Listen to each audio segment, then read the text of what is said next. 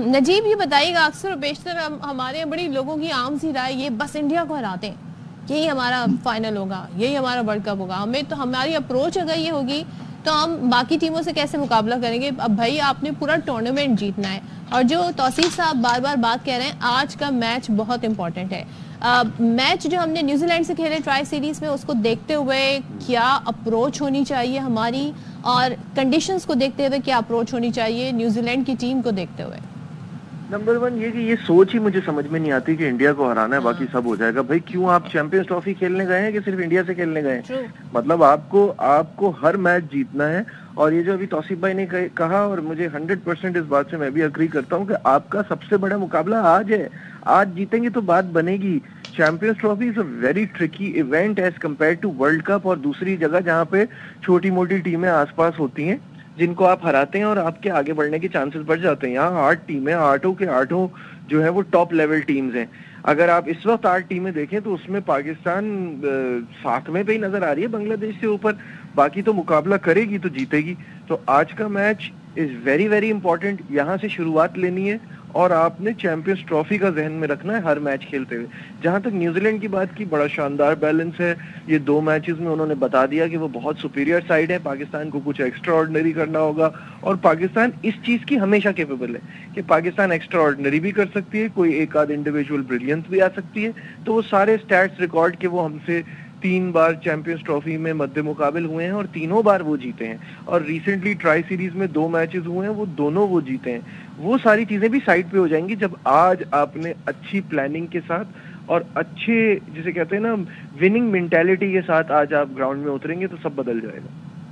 अच्छा, अब तौसीफ साहब ये बताएं, आपके अब जब अपने होम ग्राउंड पे खिलाड़ी खेल रहे होते हैं, साइकोलॉजिकली वो कितना स्ट्रांग होता है, कितना कंफर्टेबल होता है, और अपने लोग होते हैं, अपनी आवाम होती है, वो क्या मतलब साइकोलॉजिकली क्या इम्पैक्ट है होम ग्राउंड पे खेलने के? देखिए, एडवांटेज तो बहुत है। आपकी पब्लिक, आप खेल रहे हैं अपने यहाँ, आपको खुशी भी है, लेकिन एक प्रेशर अपनी जगह होता है। पब्लिक आपको सारी फेवर करेगी, मगर रन्स और विकेटें आप ही ने लेनी है, पब्लिक ने नहीं लेनी। आपको फेवर करेंगे वो सारा कुछ है। बट आप खुल के देखिए, अब ये जो मैं स्टेटमेंट देख रहा हूं ना, वो तो दूसरी कितना इससे बड़ा, ऑस्ट्रेलिया से बड़ा तो झटका किसी को भी नहीं लगा ना। वो कहीं शोर मचा रहे हैं, वो कुछ कर रहे हैं, कुछ भी नहीं कर रहे हैं। वो आराम से बैठे हैं। उनकी टीमें खराब भी हो जाती हैं, बन भी जाती हैं, सारा कुछ हो रहा होता है। हम लोग डिस्टर्ब हो जाते हैं किसी के कहने से। हम क्यों डिस्टर्ब होते हैं? ठीक है, मीडिया तो बोलेगा, आप गलत करेंगे, एक्स प्लेयर हो, कोई भी हो, लेकिन हमें इस मुल्क से, चूंकि हम खेले हैं, और जो भी है, चाहे नजीब हो या XYZ कोई भी हो, हमें इस मुल्क से बहुत वो है भाई। जब होता है तो अफसोस होता है। खेलने के वक्त तो हम थे ही, अब भी हमें होता है। हम तो अब ये सोचते हैं, यार मैं ही होता तो यहाँ पर कुछ ऐसा वैसा कर देता है। तो ये फीलिंग तो अभी भी है हमें, क्योंकि इंडिया को हमने वो अभी तक, अगर कोई विक्ट्रीज बाकी हैं तो वो हमारे टाइम की चल रही है। तो मेरा ख्याल है कि दबंग होके जाओ, दबंग होके जाओ। ऐसे नहीं फायदा कि आप इसको भी बार बार कह जा रहे हो बाबर ही करेगा, बाबर। ओ भाई, आपका जो दिमाग कह रहा है वही करो। अब तो कुछ हो नहीं सकता। अब आपका दिमाग जो है वो बाबर ही नहीं करे भाई, आप भी करो। आपके नजदीक इम्पैक्ट कौन से प्लेयर डाल सकते हैं? बैटिंग और बॉलिंग साइड पाकिस्तान की दोनों, कौन से प्लेयर्स हैं वो? या पिछले मैचों में तो बहुत, हम दोनों, एक हमारे पास बॉलिंग ऐसी थी जो हमें, अगर 230, 40, 50 भी कर लें, 70 भी कर लें, तो हमारी बॉलिंग हमें बचा लेती थी। अभी उसमें ही हमें मुसीबत पड़ी है। इम्पैक्ट जहां तक ताल्लुक है भाई, XYZ, देखिए आपके ग्रेट प्लेयर हैं, नाम आपके साथ ग्रेट लगा हुआ है, सब कुछ है। आप गेम की सिचुएशन को देख के चलो। उसमें बाबर साहब हो, चाहे अपने कप्तान साहब हो या कोई और, सिचुएशन को देखो भाई। सिचुएशन को देख के आप अपना बैटिंग ऑर्डर भी चेंज करो। बॉलिंग को भी, जो राशिद लतीफ ने बात की थी, बिल्कुल ठीक है, मैंने देखा। आप इधर एक को मार पड़ती, आप चौथे ओवर में आते, एंड में आप किसी को, इट मींस कि आप डिस्टर्ब हैं। पहले आप हमेशा फास्ट बॉलर को लास्ट उसमें लाते थे। वजह उसकी ये थी कि रिवर्स स्विंग होता था सारा कुछ। अभी आप स्पिनर से, ठीक है, सिचुएशन के हिसाब से आप करा सकते हो, ऐसा नहीं है टर्न हो रहा है स्पिनर फंसा सकता है। उनका भी तो स्पिनर है ना, वो भी आपसे इतनी अच्छी ऑफ स्पिन बॉलिंग कर रहा है। तो मतलब आप सिचुएशन के हिसाब से, मैं समझता हूं एक आदमी ऐसा है जो ऊपर से, दो तो हैं ही, वो बेचारे से दूसरे से तो रन नहीं हो रहा है, लेकिन वो भी मेरी दुआ है अल्लाह करे कि उसके ऊपर से प्रेशर हट जाए। फख्र जो है ना, वो अगर खड़ा रहे, अब 25-30, ये मैं आज से नहीं, मैं ए टीम के साथ उसके साथ था, वो 20-12-15 ओवर में अपने 50 कर देता था, वो ठक करके आउट हो जाता था। यही शर्जील का हाल था, यही दूसरों को, भाई और ले जाओ, गेम को और ले जाओ, आपके ऊपर गेम टीम खेल रही है, तो फख्र इज दी मेन। मैं तो कह रहा हूं कोई भी करे, बाद में आन के कोई भी करे, लेकिन बैटिंग ऑर्डर को आप उस हिसाब से चेंज करो।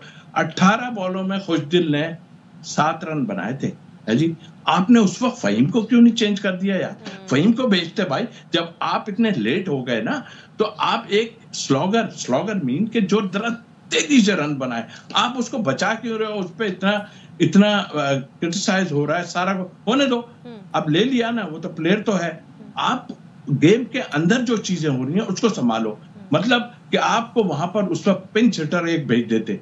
मेरी बातों से लोग नहीं कर रहा है, लेकिन ऐसा है, आपके पिंच हिटर अगर ऊपर जाता 30-40, जो उसने 20 रन इधर किए ना, 30-40 रन उधर कर देता, और शायद उसकी अकल में होता कि भाई मैं रुक के थोड़ा सा और आगे जाऊं, तो आपके 100, 280, 290 रन आपका ऐसे चला जाता है, जो 170 रन बॉलें आपने डॉट के दी।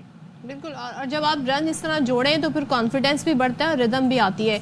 नजीब, तौसीफ साहब जो बात कर रहे हैं, जाहिर है हर किसी प्लेयर का अपना दिन भी होता है समटाइम्स, लेकिन आपके, हम कहते हैं ना मर्द बहरान, तो हमारा मर्द बहरान आप किसे समझते हैं आज के मैच में साबित हो सकता है? फखर या कोई और भी है जिसे आप समझते हैं आज के दिन इम्पैक्ट होगा उसका? देखिए, गेम चेंजर और सिचुएशन को सामने वाले के हाथ से ले जाने वाला तो एक फखर जमान ही दिखता है, लेकिन ऐसे प्लेयर ना आपको 10 मैचेस में से 2 मैचेस जिताते हैं, वो कंप्लीटली एक साइड पे कर देते हैं गेम को। उनसे हर वक्त एक्सपेक्ट करना वो सेंसिबल नहीं होता, लेकिन फखर अगर चल जाते हैं तो बहुत ही मजा आएगा और बहुत जबरदस्त हो जाएगी पाकिस्तान टीम के लिए सिचुएशन। साथ में बाबर आजम को अपनी इम्पोर्टेंस दिखानी होगी, ये बहुत इम्पोर्टेंट है कि वो अच्छा करें। और फिर उसके बाद मुझे लगता है रिजवान, सलमान अली आगा वो लड़के हैं जो फाइटर्स हैं।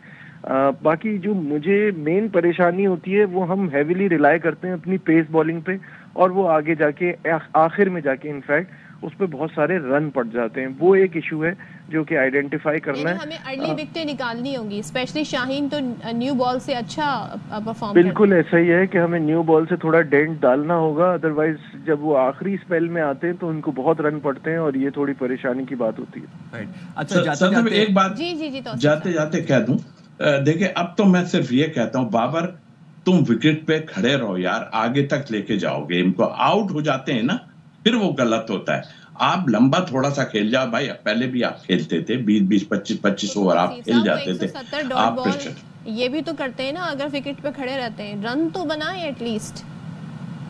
जी हाँ, बिल्कुल आपने ठीक है, रन बनाए तभी बात बनेगी, लेकिन आप घबराने से फायदा नहीं, आपसे रन नहीं हो रहा है फिर भी आप खेल रहे हो, आपको ड्रॉप तो कोई नहीं कर रहा।